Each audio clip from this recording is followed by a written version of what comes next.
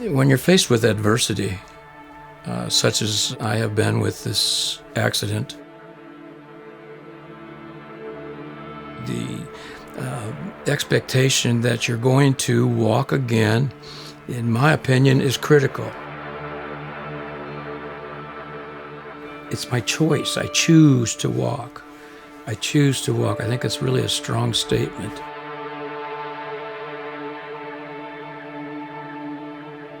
Well, Jim and I met in college at Otterbein, and from the very start, he was a really super go-getter kind of a guy. You know, he's one of these early morning guys. He's up, he's at it, he's gone, then he comes home, and then he's out there. He doesn't, he's the guy that doesn't let any grass grow under his feet. So he started out as a football coach, and he excelled at that, and then he became an administrator, and he excelled at that, and he got a master's degree and a PhD, and he excelled at it. If he wanted to do it, he was going to do it. So that's the kind of person he is. So when we got to what happened here with his health, it was not surprising that from the very beginning he said that he was going to beat this, that he was going to walk. Been in education about 47 years and thoroughly enjoyed my job and working with the people that I did. Being 70 years old, it's time to retire, and I knew it, and I was planning it, and I was excited about it. Really looking forward to enjoying my final years of my life, however long that's going to be, to sit back, relax, enjoy my family, enjoy some of the projects that I like to do some different things, travel a little bit. Truly looking forward to it.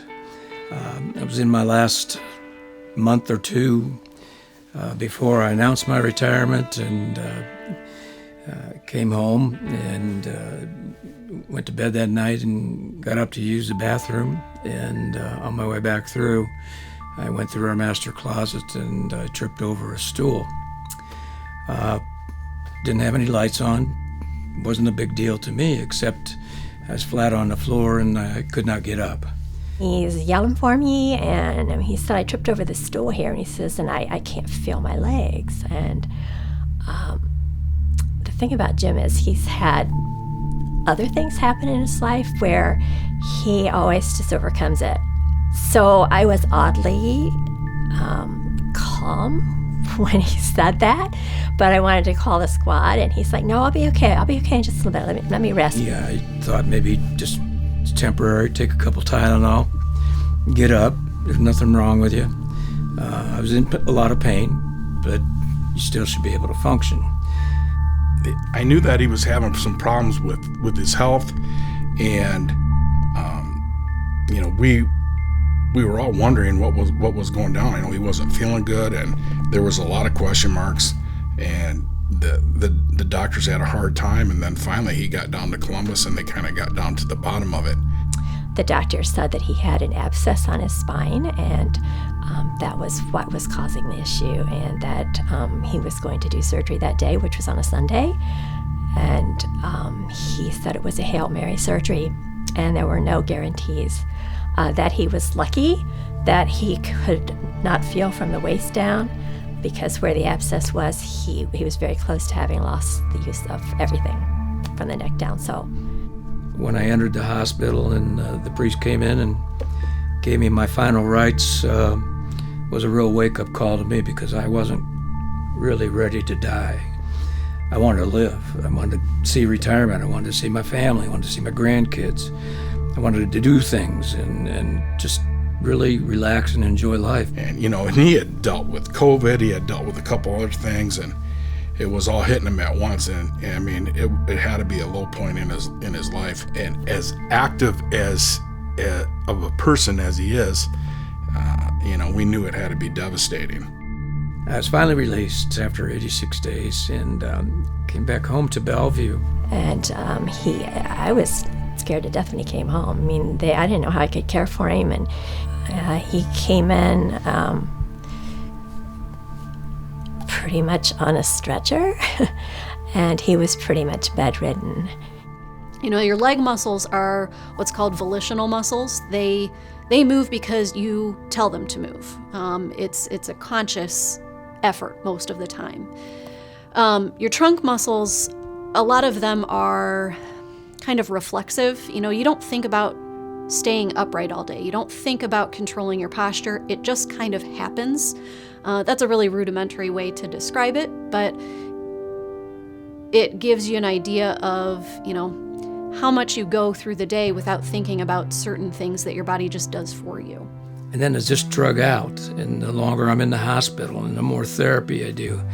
And the one occupational therapist, she said to me, she says, can you dress yourself? I said, sure, I can. I couldn't do it. I could not do it. And to me, that was a real wake-up call. That was a wake-up call that, hey, this is real. He called, I guess he was interested in doing outpatient therapy. And at first, he did not have a very, let's call it realistic, picture of his condition. He was talking about, figuring out transportation and how that was going to work coming in for therapy and what our therapy facility was like. And he thought at the time that, well, I'll probably be driving myself in a couple of weeks, so this won't be a very big deal. But it took two of us even to just stand him up out of his wheelchair. And that was a struggle. Had a walker in front of him, had some aids for him to try and help and push and stand, and he didn't really have a lot in terms of self-assistance.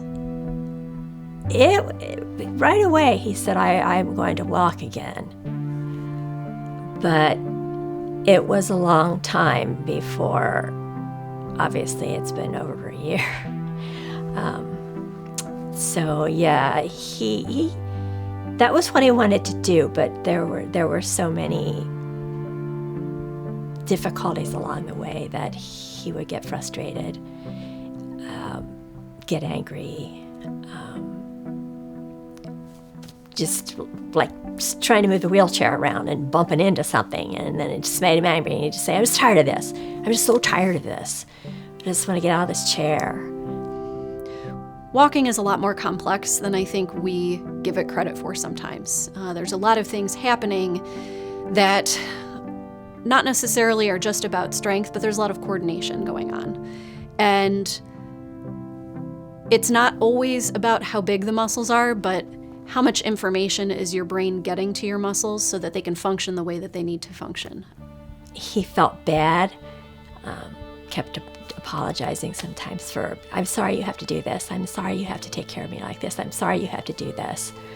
It was very difficult, and it was a long time before he began to see the beginnings of getting up on his feet. So you begin to wonder what you're going to do. Obviously, when something like that happens to your body, you get depressed. You start thinking thoughts that aren't necessarily good for your future health. I tried to talk with people and did so, and just decided that I was going to do my best to work through it. And so starting off, a lot of what we did was just trying to get him strong enough to what's called transfer by himself. So get in and out of his wheelchair, whether that's from the bed or from the car or from another chair, because that's a huge part of independence when it comes to having a spinal cord injury. And that is a big piece of relief for a caregiver that might be involved, so that they don't get burned out, which is common with caretakers. A huge event was just being able to go on the slide board from the bed to the wheelchair. And the other thing is we kept having to go to, whenever we went anywhere, to physical therapy or to a doctor, we had to call a van that transfers people like that to their destinations. And we were getting really tired of that. And so another kind of a little victory along the way was he wanted to get into my car instead of that van. And it kind of ended up being an unexpected event, because I thought I had scheduled the van, but apparently I didn't, and we had to get over to physical therapy. And so he was sitting out there in the wheelchair, and I said, hey, you know how you wanted to get in the car on your own? I said, you want to try it today because the van's not coming? And so we did. So from then on, we were able to get him into the car. So that was another big hurdle, another big success along the way. Based off of that first day, I have to say I was probably not terribly confident that he would be able to walk in any big duration. He's proved me wrong in that, which has been nice. On July 11th, 2021, I was on the parallel bars. I was able to use my hands on the parallel bars. It was the first time. Use my hands on the parallel bars to hold me up and try to walk. I had an aide on each side of me and an aide in the back of me with a wheelchair. And I was able to take 6 or 7 aided steps to the end of the parallel bars. And they were as awkward as anything I've ever done. I had no control of my legs. My legs wanted to cross. I couldn't feel anything in my feet, and yet pulled through that event. But I relied on a lot of apparatus, a lot of aides to help me. The physical therapists, they were just awesome. My goal is always just to get someone as independent and as functional as they can possibly be, and I always try to base that on what kind of life are they looking for. You know, I can have my own goals for somebody, but that means nothing if that doesn't match with what they want to do. You know, Jim wants to go to the hunt club. He wants to run his dogs. And one of the things that I've enjoyed my whole life is to be able to hunt small game. It wasn't about the game, but it was about my dogs and watching them in action and enjoying how pleased they were when they were able to point a bird. Those are just the best times of my life, and I've done that my whole life. I've hunted my whole life. And the Brittany's I have now are just wonderful animals.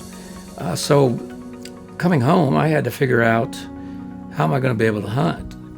Yeah, he was super anxious to get out to go hunting.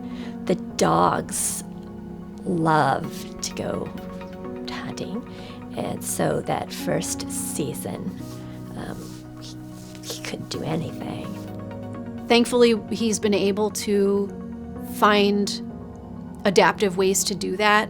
So I started to investigate some things, and I talked with a young man at the hunt club that told me about, it's called an action track chair. And it's like I call it a little mini bulldozer. It almost looks like you could go to war with it, and you're able to use a gun on it. You're able to get to the dogs easily, and was able to finally go out and take my dogs out for a couple days of hunting so far. He was super excited to get out to go to the hunt club, and so were the dogs. When we got his shirt out that morning, the dogs went crazy. They knew immediately where they were going. It was like they picked up from like practically 2 years ago without skipping a beat, which made Jim super happy. I don't golf. Okay, I don't gamble. I don't smoke. I don't drink. I just want to run my dogs. And for me, that was so important. So that's a big victory for him, and he sees the end sight. He said he wanted to drive, which I was scared to death about that. And so just the other day, he said he was going to take the truck down the road, and he said, "You're going to go with me." And I laughed and said, "No." And he went down the road and came back, and he seemed to do okay. So I got in the car with him, and we drove over just down the road here and back again. And so there's a lot of stuff that are all of a sudden now he's been able to do. But it started out with him just not being able to move his legs at all. He just told me that he's been able to drive, and that's, to me, is a great accomplishment. And when I know some of the doctors we're telling him, don't get your hopes up. So, I mean, that tells you right there, that sometimes it's mind over matter.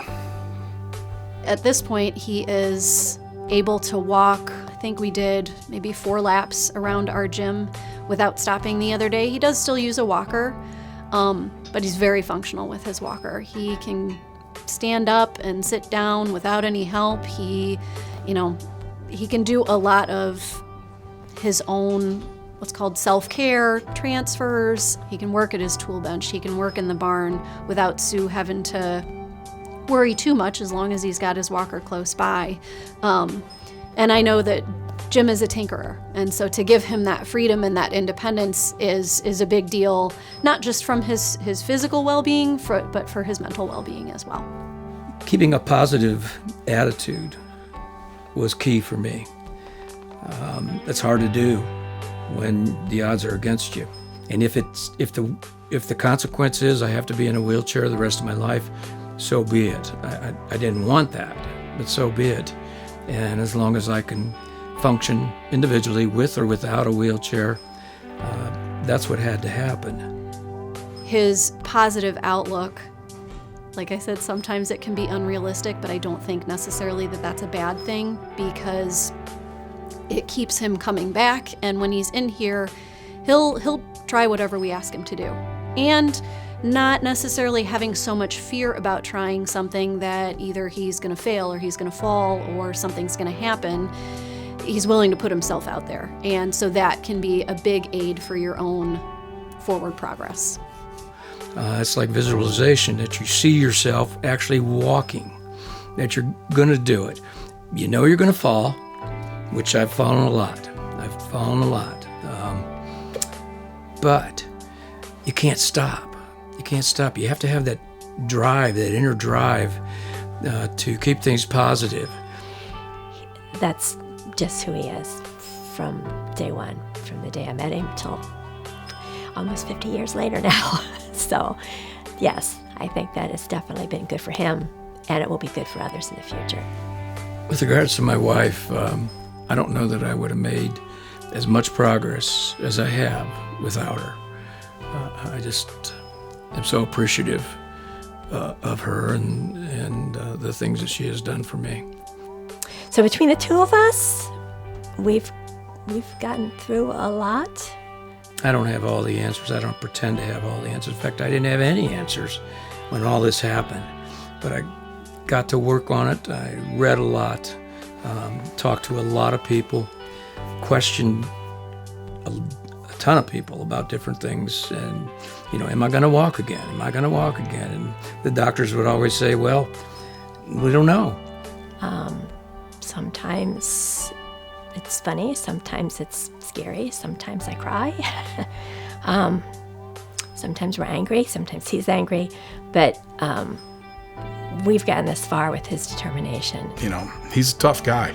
He's really a mentally tough guy to fight through what he's been through the last couple of years. It's been a joy working with him. He's one of our favorite patients. He's got a great combination of dedication and humor, not just about life in general, but about himself. And so I really appreciate that about him. That's made him a really great patient to have around. And so just last week at physical therapy, he walked down the length of the parallel bars without holding on. So he is on his way to his goal.